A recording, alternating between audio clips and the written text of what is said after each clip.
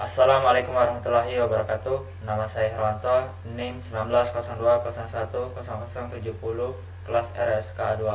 Di sini saya akan menjelaskan materi-materi mata kuliah arsitektur komputer yang diampu oleh Ibu Nelly Hoirani Daulay MKOM. Baik, saya akan mulai materi pertama, yaitu tentang pengertian arsitektur komputer. Arsitektur komputer merupakan konsep perencanaan dan juga struktur pengoperasian dasar dari suatu sistem komputer. Fungsi arsitektur komputer terbagi menjadi 6, yaitu perencanaan awal sebuah komputer, prosesor yang dibutuhkan bisa lebih banyak, pengguna bisa lebih banyak, dapat melakukan multitasking, memastikan komponen-komponen komputer dapat berjalan lancar, memberikan gambaran aplikasi yang dibuat programmer. Jenis-jenis arsitektur komputer: komputer SISD, komputer SIMD, komputer MISD, komputer MIMD, komputer SSID. Komputer SIMD atau singkatan dari Single Instruction Multiple Data ini adalah jenis arsitektur komputer yang dibangun secara paralel. Konsep komputer ini dapat mengendalikan semua prosesor data dalam satu unit kontrol saja. Contoh mesin yang dapat menggunakan konsep ini adalah ILC Start 100, Dre 1, dan juga Ilias 4. Komputer MSD. Komputer MSD atau singkatan dari Multiple Instruction Single Data merupakan jenis arsitektur komputer yang memiliki fungsi dalam mengeksekusi satu data yang dapat diproses oleh prosesor yang berbeda-beda. Secara struktur, komputer MSD tidak jauh berbeda dengan komputer SISD. Hanya saja perbedaannya ada pada prosesor yang digunakan lebih dari satu unit. Selanjutnya,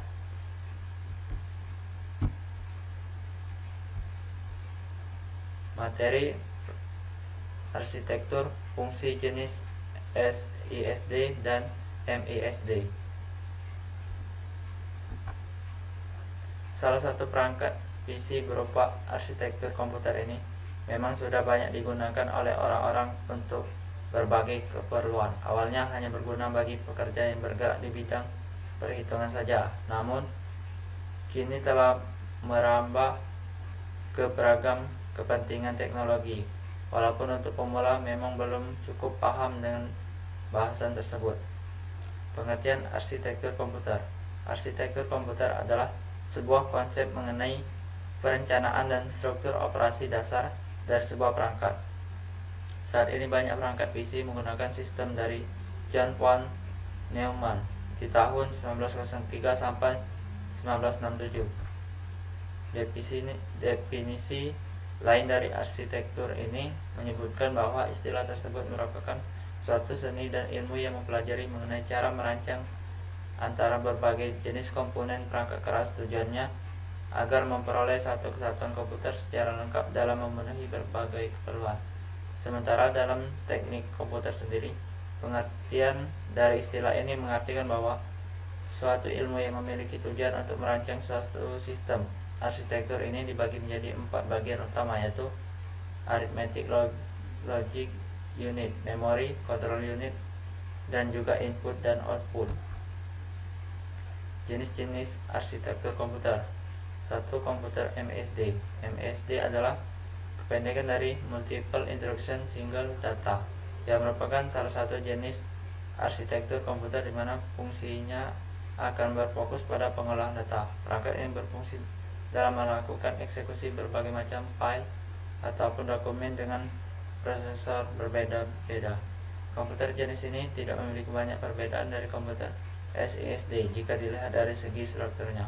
Hanya saja mempunyai salah satu pembeda paling utama, yaitu dapat digunakan dengan prosesor dalam banyak jenis sehingga Anda bisa menggunakannya lebih dari satu unit. komputer SISD. Sudah disinggung sebelumnya bahwa komputer SISD memang tidak terlihat berbeda jauh dari komputer MSD. Jenis yang kedua ini merupakan hasil buatan dari Van Neumann. Memiliki ciri khasnya, yaitu hanya bisa digunakan dengan satu unit prosesor saja. SSD sendiri merupakan pendekan dari Single Instruction Single. Kepanjangan ini memang menunjukkan bahwa selama pengoperasian hanya menggunakan satu unit prosesor saja. Komputer ini bekerja menggunakan skema logika dan aritmatika sehingga diproses melalui satu perhitungan. Komputer MEMD. MEMD merupakan singkatan dari Multiple Instruction Multiple Data. Jenis ini adalah komputer yang mempunyai beberapa prosesor sekaligus dan bisa diatur secara sistem paralel melalui suatu unit mengontrol. Penggunaan prosesor yang lebih dari satu bisa membuat pengoperasian dari komputer MEMD ini dapat tetap dijalankan meskipun menerima banyak perintah. Jenis ini mampu menjalankan aplikasi dengan kinerja tinggi, sehingga cocok untuk memenuhi kebutuhan komputasi cukup kompleks. Komputer SIMD. SIMD Single Instruction Multiple Data, di mana komputer ini dibuat secara paralel, jadi pengguna dapat mengoperasikannya dengan menggunakan banyak prosesor meskipun hanya melalui satu kendali saja. Contohnya yaitu LC, Dry 1 dan Star 100. Selanjutnya materi cara membuat transformasi di arsitektur komputer. Ada beberapa cara membuat transformasi di arsitektur komputer, yakni merancang array prosesor, mengaplikasikan proses pipelining, membuat komputer dengan multiprosesor, membuat komputer dengan arsitektur yang lain. Atribut yang dipakai untuk mengukur kualitas dari arsitektur komputer. Array komputer. Array komputer merupakan unit tambahan yang digunakan untuk mempercepat kinerja komputer. Unit ini terpisah dari unit lainnya yang dapat ditambahkan pada prosesor utamanya. Pipeline adalah suatu cara yang digunakan untuk melakukan sejumlah kerja secara bersama, tetapi dalam tahap yang berbeda, yang dialirkan secara kontinu pada unit prosesor. Dengan penerapan pipeline ini pada mikroprosesor akan didapatkan peningkatan dalam untuk kerja mikroprosesor. Hal ini terjadi karena beberapa instruksi dapat dilakukan secara paralel dalam waktu yang bersamaan. Multiprosesor merupakan sistem komputer dengan dua atau lebih CPU identik yang membagi akses secara penuh kepada common RAM. Shared memory multiprosesor. Model multiprosesor berkembang menjadi software multiprosesor menggunakan bersama sebuah ruang alamat virtual tunggal yang dipetakan pada memori bersama untuk membaca atau menulis sebuah word memory dengan menjalankan instruksi load dan store. Multiprosesor sulit untuk dikembangkan tapi mudah diprogram. Contoh Sun Enterprise 10.000, Squid Noma Q, SGI Origin 2000 dan HP Config Exemplar. Arsitektur komputer tidak hanya ada satu jenis saja, melainkan ada beberapa jenis arsitektur yang ada di dunia ini. Berikut jenis arsitektur komputer adalah ISD, SMD, MSD, MEMD. Jadi sebaiknya kita bisa menggabungkan jenis dengan jenis yang lain supaya mendapatkan suatu komputer yang baik, asalkan memenuhi syarat sebagai berikut: memiliki hardware dasar yaitu CPU, memori, dan input-output sistem. Komputer merupakan store program, bisa menjalankan instruksi secara berurutan, memiliki jalur bus letaknya di antara memori dan CPU. Terdapat atribut yang dipakai untuk mengukur kualitas dari arsitektur komputer adalah generalitas, applicability atau daya serap, efisiensi, mudahnya dalam pemakaian, malleability atau daya tempa, expandibility atau daya kembang. Selanjutnya materi.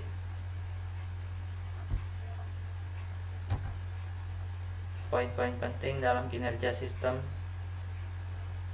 Pengertian kinerja adalah tingkatan untuk memenuhi kombinasi perangkat lunak yang diinginkan. Secara umum dapat didefinisikan sebagai semua karakteristik dan aktivitas penting yang berhubungan dengan pemenuhan kebutuhan yang akan dicapai. Cara pengukuran kinerja yang dapat dilakukan pada perangkat keras. Untuk perangkat keras biasanya pengukuran menggunakan benchmark. Pada umumnya benchmark adalah suatu metode untuk mengevaluasi kinerja sistem komputer kita dan menggunakan hasil evaluasi tadi untuk dibandingkan dengan sistem komputer lainnya. Istilah benchmark ini umum tidak hanya untuk komputer, tapi di bidang lainnya juga banyak memakai istilah ini. Evaluasi dengan benchmark ini biasanya akan menghasilkan hasil akhir berupa angka atau skor.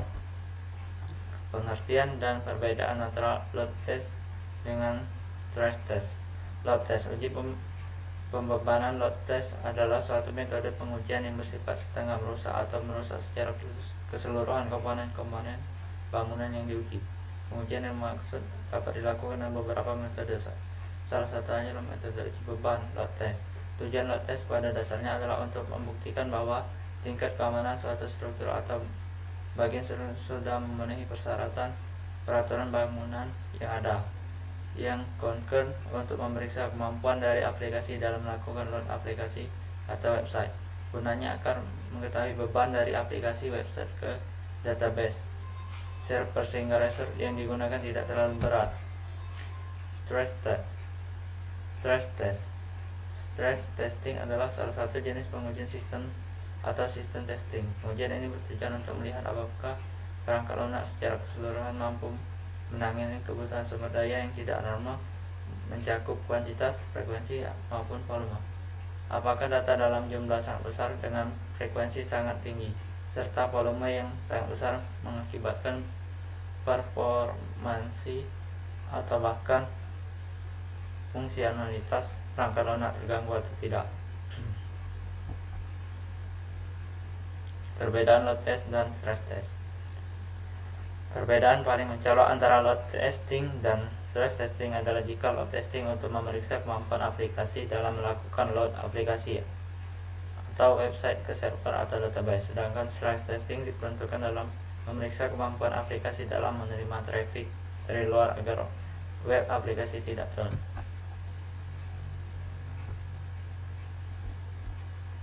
Selanjutnya materi faktor yang mempengaruhi keberhasilan arsitektur. Apa itu arsitektur komputer?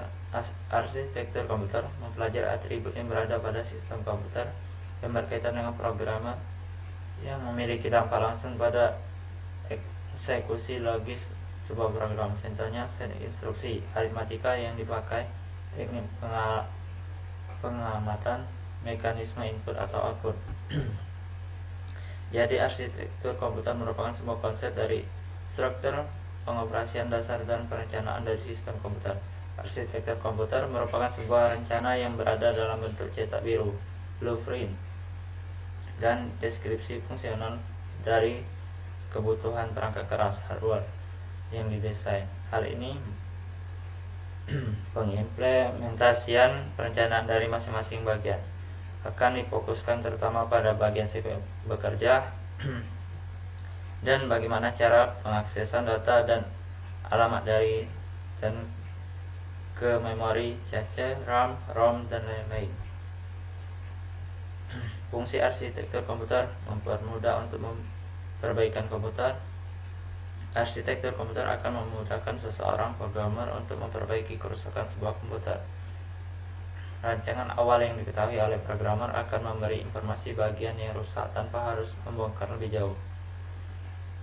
Memperbanyak penggunaan prosesor. Dengan adanya arsitektur komputer, sebuah komputer dapat menggunakan 3 prosesor. Dengan demikian akan meningkatkan kerja komputer. Memperbanyak user. Arsitektur komputer juga berfungsi untuk memperbanyak pengguna komputer. Salah satu konsep arsitektur komputer yang terus digunakan adalah server silent.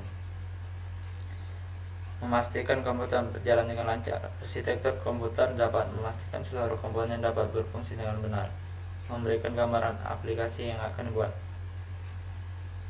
Para programmer sebutan untuk membuat program sangat dibantu oleh arsitektur komputer dalam menciptakan aplikasi atau software baru yang dibutuhkan.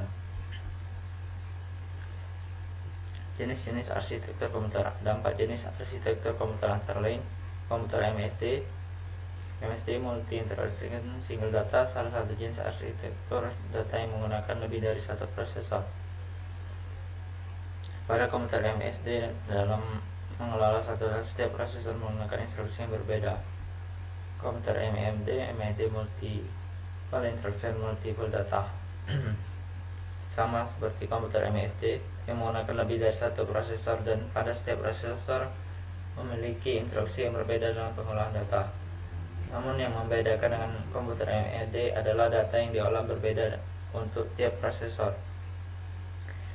Contoh komputer yang menggunakan model AMD antara lain IBM Power 5, Alpha Server, dan Cray XT3.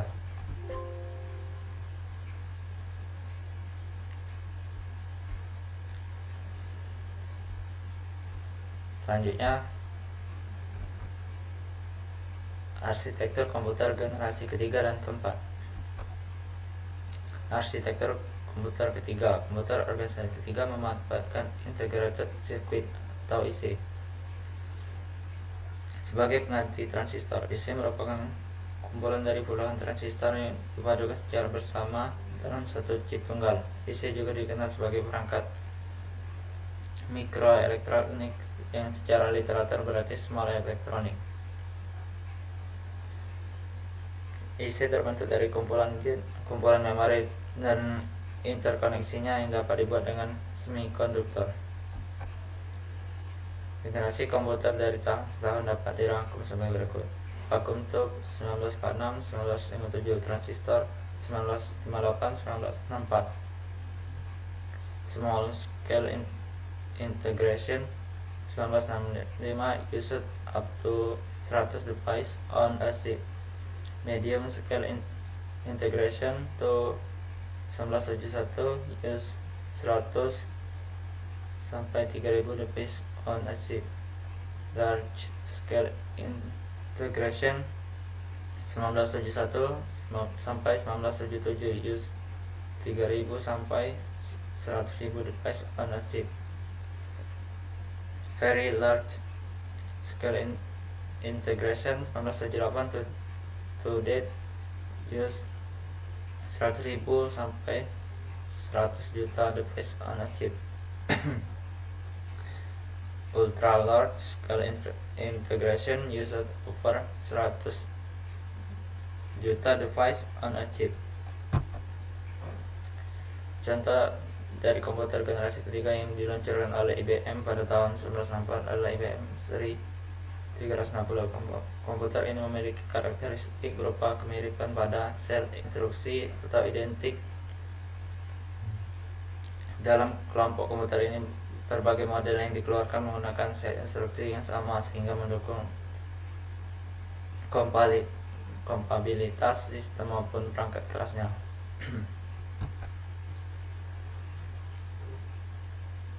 Komputer generasi keempat. Setelah IC, tujuan pengembangan menjadi lebih jelas, mengecilkan ukuran sirkuit dan komponen-komponen elektrik.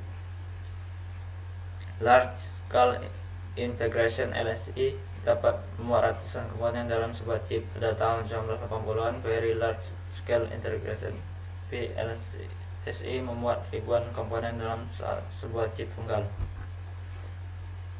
Large Scale Integration ULSI meningkatkan jumlah tersebut menjadi jutaan.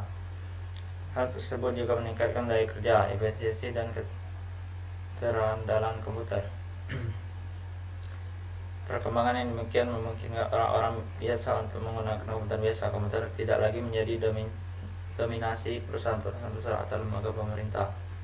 Pada pertengahan tahun 1970-an, perakit komputer menawarkan produk komputer mereka masyarakat umum. Komputer ini yang disebut ini komputer dijual dengan paket piranti lunak yang mudah digunakan oleh kalangan awam.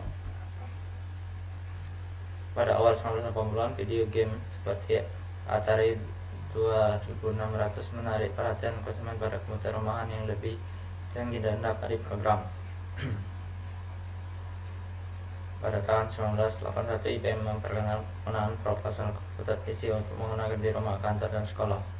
Pada masa sekarang kita mengenal perjalanan IBM kompatibel dengan memakai CPU IBM PC 486, Pentium, Pentium 2, Pentium 3, Pentium 4. Serial dari CPU buatan Intel juga kita kenal AMD kenal Athlon dan sebagainya. Ini semua masuk dalam golongan komputer generasi keempat.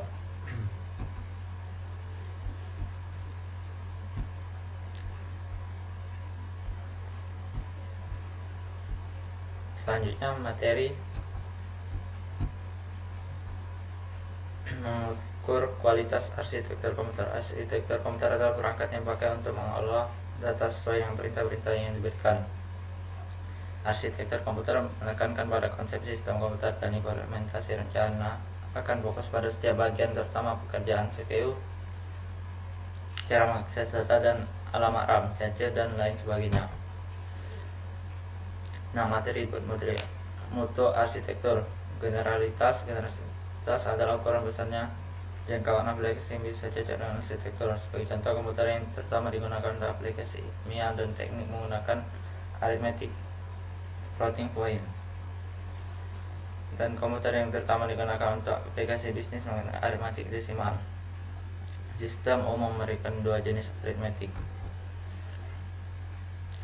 Daya terap adalah pemanfaatan arsitektur untuk penggunaan yang telah direncanakannya. Komputer terutama dirancang untuk satu dan dua area aplikasi utama: satu aplikasi ilmiah dan teknis, dan aplikasi komersial biasa.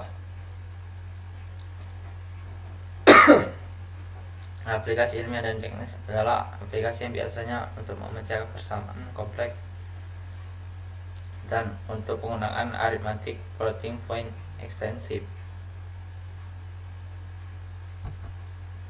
3. Efisiensi adalah ukuran rata-rata jumlah hardware dalam komputer yang selalu sibuk selama penggunaan biasa. Arsitektur yang efisien memungkinkan namun tidak memastikan terjadinya implementasi yang efisien. Perlu Anda catat bahwa ada pertentangan antara efisiensi dan generalitas. Juga karena turunnya harga komponen-komponen, maka sekarang efisiensi tidak terlalu dipikirkan seperti halnya pada awal pengembangan komputer. 4. Kemudahan penggunaan. Kemudahan penggunaan arsitektur adalah ukuran kesederhanaan bagi programan sistem untuk mengembangkan atau membuat software untuk arsitektur tersebut, misalnya sistem pengoperasiannya atau kompilernya. Oleh karena itu, kemudahan penggunaan ini merupakan fungsi ESA dan berkaitan erat dengan generalitas.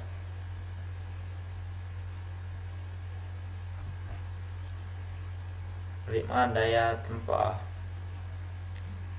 4. Ukuran sebelumnya daya terap, generalitas, efisiensi, dan kemudahan penggunaan berlaku untuk arsitektur rumpun komputer. 2. Ukuran yang terakhir, daya tempa dan daya kembang, umumnya berlaku untuk implementasi komputer dalam satu rumpun. Daya terap arsitektur adalah ukuran kemudahan bagi perancang untuk mengimplementasikan komputer.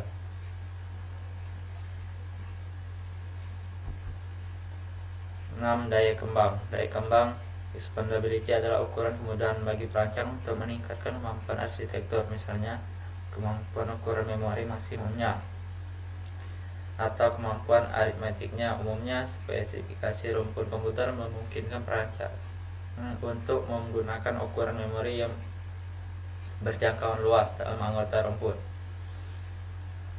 Sebagai contoh, karena arsitektur spek hanya menentukan ukuran memori saja secara tidak langsung dan hanya berada dalam batasan luas tertentu, maka komputer VAC mempunyai ukuran memori yang bervariasi yang lebih dari 1 faktor 1000. Sekian penjelasan materi dari saya, lebih dan kurang saya mohon maaf. Saya akhiri. Wassalamualaikum warahmatullahi wabarakatuh.